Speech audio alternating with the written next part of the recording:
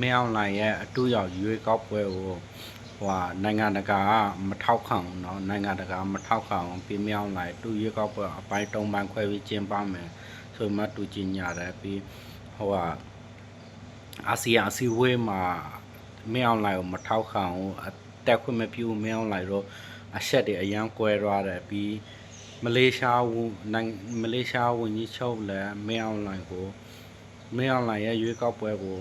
မထောက်ခံ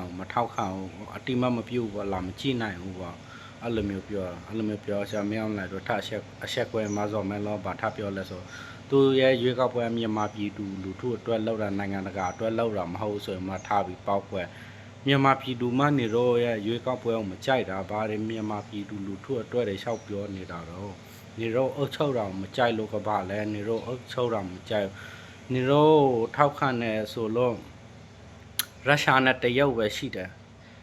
အဲ့နိုင်ငံနဲ့မြန်မာနိုင်ငံဘယ်တော့မှချမ်းသာလာမှာမဟုတ်နိုင်ငံတကာနဲ့ပူပေါင်းလှုပ်ဆောင်မှနိုင်ငံဆိုတာချမ်းသာလာမှာစင်းနေတော့အခုကစင်းရဲတက်စင်းရဲဖို့ပဲရှိတယ်အဲ့တရုတ်နဲ့ရုရှားနဲ့နိုင်ငံလောက်နဲ့တက်နိုင်ငံကိုချမ်းသာတိုးတက်အောင်လုပ်လို့မရဘူးတိလားနေတော့